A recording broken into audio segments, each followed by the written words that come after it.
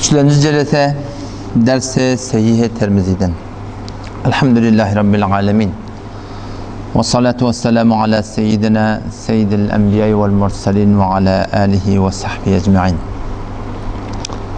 Muhterem Müslüman oğlum, Peygamber Huda Aleyhisselam'ın mübarek hadislerini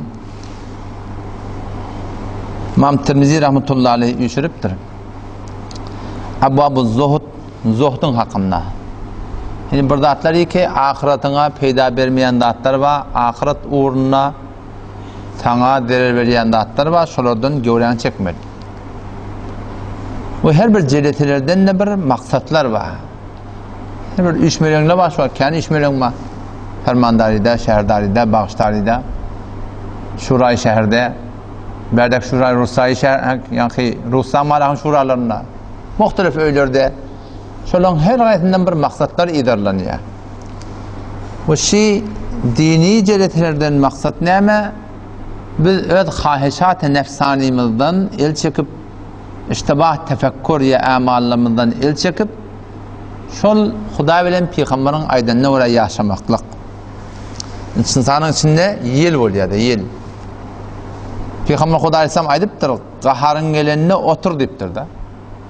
İnsanın qahar gelenine dikkat etsen, gözü qıdar yanır. Şitalarda qıdar yadım, içinden qahar gelenine. İçinden bir yel geliyor dedi. Adamı beren giyiktet diye. Qaharın gelse otur deyiptir. Yine de qaharın yatmasa qiyşar deyiptir. Yine de bolmasa turda dehret qıl deyiptir. İnsanda bir tesir guzar zatla oluyor, halatla oluyor. Onda bir otobüs olup bir gül yazık oğlanları ordu var kıtırlar. Adam ol otobüsün ranında da hemişe şu oğlancıkları ordu akıtyan, belli bir mesirde akıtyan. Muşakkas falan yeri. Cengal qora olsun, ya kortkun cengal olsun, şoňa cengal golusam olsun, ya şoňa başka yer olsun, hemişe belli bir mesirde oğlanları ordu akıt getirýän. Am yolla bar yaka, ranından hemişe gidip gelip bilen yeri Tunel vadiye. Tunelin tepesine yadığıllı, irtifa 100 metr. Otobüsün özde neçe? Bu da 100 metr. Yöne çünkü ranında avval şu mesirden keň gidip gelensen, şu deger değmeyecek geçip gidensen, gaýgysızjak şodur aňydan gelýän suret bilen girdi diye. Az gaza muňa da asfalt goýup durdy etegine.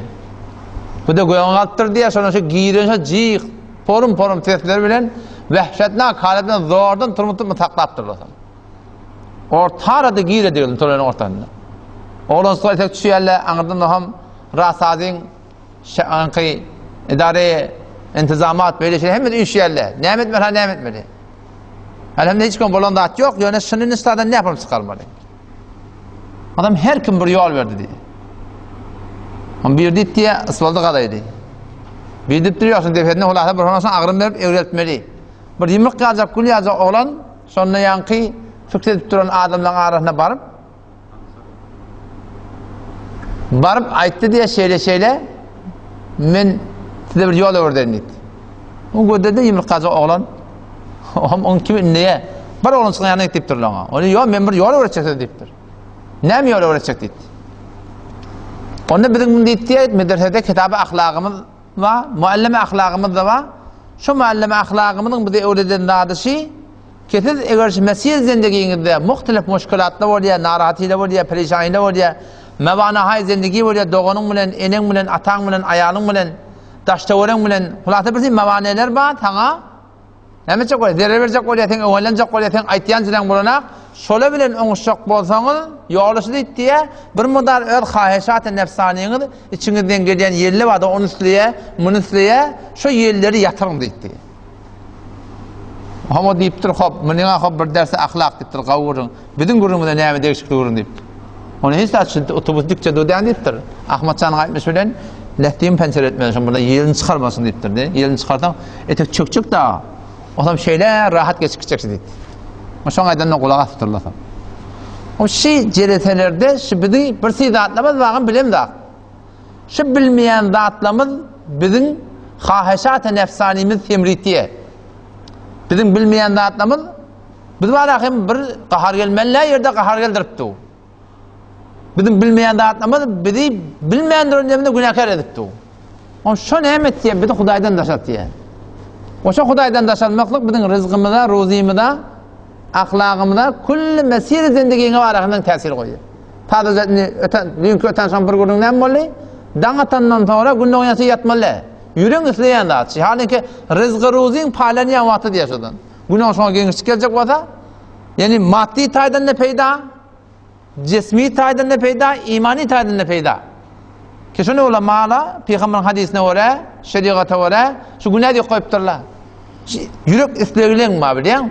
Şol mesir zindiginde alıp barayan yolunda eğer bağım bir sırat-ı müstakimde gelecek vatak, şu hahişat-ı nefsaniyemi bundan pençer etmeli.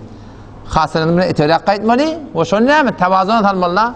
Kur'an-ı sünnete mutabık tanımalı. Yani şeriyet gelmeyiptir. Kulle nefsi nabud etmeden süreyim. Yani nefsin hakkı var. Yani nefs perestiyden men ediptirler. Nefsin hakkı var. Nefsin hakkını vermeli. Yani yiyecek, içecek vakti, yatacak vakti, turacak vakti, gezecek vakti, tefrihe gidecek vakti. Nefsin hakkı şöyle. Ama nefs perestiyden men ediptir. Evvel şey Peygamber yat deyiptir sana. Öten sonra takdirde hadis okuyup verdi. Ki Peygamber Aleyhisselam yatsıdan sonra bihud, cihet, peydasız oturmaklığa semer nehyediptir, oturuşman deyiptir. Yat deyiptir barda. Yatağında sen teşhidini teheccüde rahat durabiliyordun. Erti namazını sen teheccüde oturma, yat de. Ama erti namaz oldu yani turmol ustadı. Şeriat ustadı ne diye? Nefsin hakkını verdi, inni önleneme. Bundan melez nefs peresti etme, turukka etme ustadı. Yiyecek mi? İyağa. Ama halal imeli ve edafi imeli. Nefsin hakkı var, yemek var, içmek var ama edafi hak etmeli. Şeriat Müslüman doğun fakat şundan şeyim götür. O insan var ya, ödünü ıslah edecek olsa, şun tenha yolu şey, biz Kur'an'ı sünnete mutabık olmalı. Ne kadar zindiginde şu Kur'an'ı sünnet ne mudar olsa, sen ıslah şuda adamda. Başka bir datte yani, bir adam ıslah olacak olsa, başka bir iş etmeliyen kurun yok. Sen ödünü Kur'an'ı sünnete mutabık etmeli. Yürek isteğilerinden geçip avudallanmada, İğmede, içmede, gezmede, gözlemede, kulak atmada, toy tutmada, yağ tutmada, haydi burada hatta. Sen o da şeriat ne yapıptır? Sünnet ne yapıptır? Oğlum şunu şey ettin, bir ıslah oluyor. Sadece yollar mı şimdi? Sadece yollar. Yani eğer koysalar, koyun hakikaten. Düzelecek oluyor, halka öyle olmalı yani. O todan olsam öyle. Xo'p, barayli Peygamber Xudo alayhissalomning mübarek hadisine babu ma jaa fil mubadarati bil amal. Peygamber Xudo alayhissalom ştada amalla tezlemekliği aytibdir. Amallar ki şu kun Allah Resulü'nün şu hayatı zindagimizde bir de belirttir, şuna tezlemeli. Gece koymasınlığı aytibdir. Çünkü bir vaqt bolya vaqti amal şer'i bana tanga yüzlenip du, şu namaz cemaata etmeli. Ştada Kur'an öğrenmeli. Ştada salam vermeli. Ştada halallığıma kazanmalı. Şeriatın hükümleri var da, şu şeriatın hükümlerini, şu Huda bilen Peygamberin tarafından bana motivatçı bolan yerine, şunu etmesen, yengtenge şeysen, taşta oranı ödesen, nefsin uğruna gitsen, izoklasan, izoklayı Allah'ım seni. Hadise geliyor, Peygamber Huda aleyhisselam ayettir, in tuakhiru yuakhirukumullah. İzoklasanız, izoklanırsınız diye. İzoklamalı. Ya eyyühellezine amenu, استجيبوا لله وللرسول إذا دعاكم لما يحييكم واعلموا أن الله يحول بين المرء وقلبه وأنه إليه تحشرون يا أيها الذين آمنوا أي إيمان إرككler denanalar استجيبوا لله وللرسول Allah Resulü'nün aydanına vara ayağa kalın diye istecibu icabet edin bolya dedi ayağa kalın hasan İza da'akum al-vatikete çağırıya lima yuhyikum siz diriltmeden çürüyüm size bir hayata ruhani verecek Allah Teala siz işte şeriatın hükmü sen çağırıp tu Huda şey deyip tu Peygamber şey deyip tu istecibu ayağa kalın diye işte wa'lemu yani bunu bilin deyiptir eğer iyi doklasanız yengtenge şeytan halkı ödesen daşta oranı ödesen ennallaha yahulu beynel mer'i ve kalbi Allah Teala insanın yüreğinin arasında hayal oluyor diye. Şimdi benim vakti almadan sonra vermesi kıyın. Size gayretli Huda etibarı var. Şahitin bir daha bilsen vakti de gelse şu Müslüman doğun etmekliğe çinden talaş etmeli. Badiru bil a'mal amallara tizlemeklik. Peygamber Huda Aleyhisselam sada hadisi var. Haddetena Ebu Mus'abin an Mihz ibn Haruna an Abdurrahman ibn al-A'raci an Ebi Hureyre radıyallahu anhu.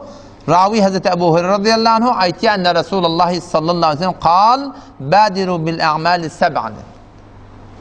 Amallara tizleyen deyiptir. 7 dadi başına gelmeden görmeden önce. 7 dat bayude şondan önce amallara tizleyen deyiptir. Ki adamı amallarla kazıklatta bayude. Ne mi ya Resulullah ol? Hel tentedirune hel tenzurune illa fakrin munsin. Ayeti gödüşüyorsunuz mu? Bir garipliği ki sizi yadınızdan çıkarır diye. Yani ki canın tak keyfin kök erçerin gelip tu şu an amal et. Ha bayi bederin iptirma. Giyinmişlik bol bederin yok. Şu an mabada bir garipliği gelamatın diye ketin kullen yadınızdan çıkarır diye. Hatta bir adam bir garipliğe düşse biliyor ol yer gayrı, içeri gayrı, bergiti gayrı, dükkandan alıp dur onta gayrı. Kullen ne kadar zatlar yadınızdan çıkarıyor. Yani Türkmen ne mi diye palani garip, ne mi garip? Akla garip diye de. Şu an bizim Türkmen iliminin garipliği akla garip. Köplen şeyler. Dostum Gafur Şirvani yok, oğlum bir gurrun ayet yaşadı Kümüştefemizden. Şimdi akla garip ha. Beter akla garip. Şu dostlarından gurrun var ya, kimliğine ben bilemek. Dostlarımın bir yerde olmaya tataştım diye, onun diye hevra narahat, işte garipliğin o da adamı her neyme diyecek şey deyiptir. Kâdel fakru en yekûne kofren. Peygamber ayettir mi? Yakin ki gariplik adamı bir imansızlık altın deyiptir. De garip da Türkmen ne mi diye ağaç karnına iman yok deyiptir da. Karnın ağaç nedenini basla yardım etmez kim bu niye? Hem şataydan ne mi oldu dostuydım? O iş hem hayamız var öyle. Biz böyle hem fikir hem akide. Bu böyle Sadi Emruzi, Tevhidi. Yardımda olsun o da. Onun otada dostlarıma mehman dost, mehman var geldi yani o tarz Hayrabat'ta okuyor, kısmı Arabi yok diye şimdi sal dovam. On bir dedik vardım diye ne mi haysam attın. Biz hiç zaten bir Hanefi dedim. Şu Hanefi'de Kur'an'da var, sünnette var, tevhidde var, hem de başında. Başka bir at koymak gerekiyor bir de. Bir Hanefi'de ne mi? Şu Hanefi'de hem de yapma. O cüdeye gene bir tevhidi deyip. O benden de yaxşı niyetler var ki Hudaydan gelen çağırıyorlar söymeden bir Hudaya tağniyat deyip battıklar, onun teleke niyetleri yok. Adam şol ama diye ne mi dostu soradım ya da Gafurcan, ne mi gördün? O öyle kurbanlık yok dedi. Oğlullah zor bana alıp doldu. Hem taya ikinci yılı bir dat ayrılıptır da. O lokon toklayın getirip yıkıptırlar. Bu da şun göde yaptırın. Olasılık görüyor da. Ya toklu götürürler. Erti birine kurbanlık. Şunu öldürüp ne kadar adam çağırıp zat edip şu gelellere iyidirip hem taya oti kurbanlıktır. Bu pitada doklan karnını doyurmakta. Şu an akılmış. Hem vagan eğer soğap, ola sen şu ettiyen tertibin halaf sünnet şeriatta yok. Eğer vagan sünnette de bab olsa şu soğap bırak mı, bu soğap bırak mı? Hem tayan kurbanlıksız oti. Garipliği ki o da aydıp doğumun. Garipliği her neymi diyecek adamı dibet yedi. Şu Gafurcan nereye gitti? O işlemene gittir. Doğul ölükan kaygısı. Şundan gittin öyle tak kapı olsa yaxşı. Şu mecası dinini aran açan da adam iman zayıfleniyor. Garip, akla garipsin adam vagan. Akla garip.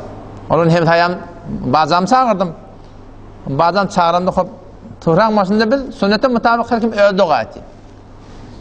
Sünnet şuna ediptir. Peygamber şuna ediptir. O berde Türkmenler hemen yoğun oluptur. Sünnette yoklar. Kitapta yoklar. Hanefi mezhebinin kitabında yoklar. On bazam dedi şu dedi. Bazı şimdi ne müşkil var şimdi şey diyemem. Sonra ranende taksi şunu tüfağın maham burada peş geldi. Ben şu ödüne göre mesal vurdum. Allah ta tevfik ver. Şu feleke şotor annemin şey uğurlup ilme gelirken suyur günörten lap kılgın biri elinde de kitap burada baş şey dipti suyur günörten. Günden taya. Ben şunu mindirilmeyen ayttım. Ne mi deyip? Şunu mindirmeklik haram. O ne deyip? Teklifçiden akıda. Ben de öyle bazı dedim. Kömekleşmek kavdat, mindirmek kavdat, muhabbet kavdat. Ama şıtada kömekleşmek haram. Her bir yerde kömekleşip olmaya. Her bir yerde varıp oturup olmaya.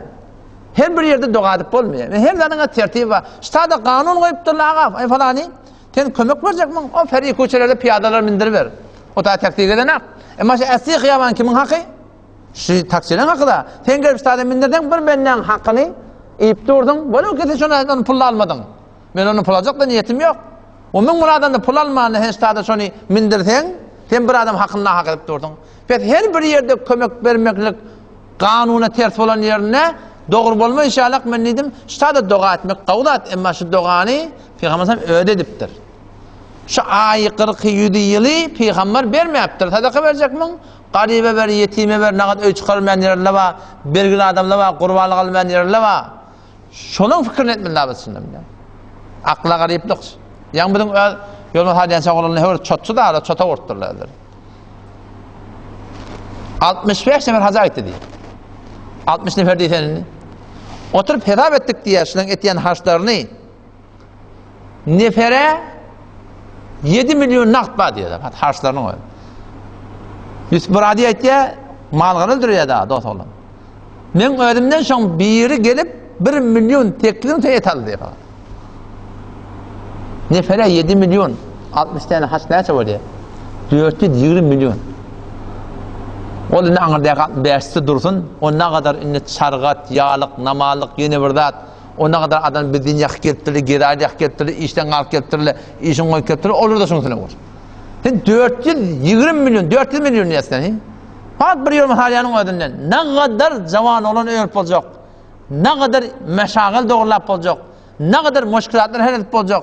O cavan olan Türkiye'de böylece ihlak etmeye, mümbirden fesadın arasında, bu tadı bil, şu büyük huttatlar harc etmeye. Bakın, şu datlar, şimdi ben haz sadaka bedgat diye birdat dediğimde, bir şer'en ecada var. Kesin bir şükrane deyip birdat vermektige. Bakın, şu form harc. Şu datlara ne demek gerek? Bu tersane köplen işte, göde kontrolünde hatta halk deyip edildi diye. Halk vermediği değdirmeyecek kolp biliyor musun? Halk deyip edildi diye. Ya ben yok hemen zahit halamda sen tadaka vermiyor ama tadaka bir zahit halam deyip verse verir. Ona bedgat demek ki şükrane birdat veriyor. Yani şu men vakti dergende hemen tasavvur et. Zahit tadaka hemen 3 yerde geliyorlar. Erkek cüda her yere cüda da olsa adı çoğu kim görüptür kim tadaşıptır hiç tat yok. Buradan saçıp gidiyorlar. Ama şu an ben de gerek gelsin. Gelen hep sırf veriyorum. Ne oldu? Sele-i rahmet diye. Bazıları bir geliyor. Dayısı bir geliyor. Yeğenle bir geliyor. Ayarlı olan bir geliyor. Körekelle bir geliyor. Cüda. Geliyorlar da şunu zahit alıp bir hoşluğa deyip.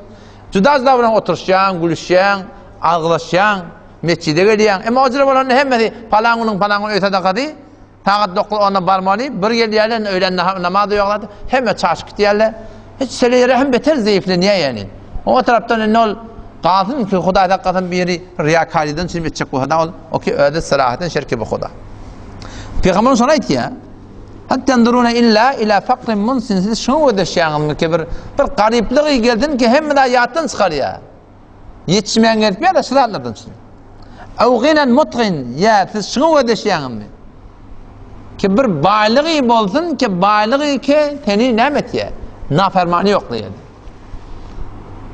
Hiç hatta Huda Tebarek ve Teala'dan ben nefikadım şey ödet yani şimdi şey. Huda Teala'dan dünyanın dilemeler. Ya Allah ben sana tavşırdım. Bana ne hürmetten ödün et, bayet, garip et, ben Huda sana naferman olmayın. Ya bileten de ya Allah bir tuğru bana vermelen bolsan bana şu kanatı bilen ver, sakavatı bilen ver.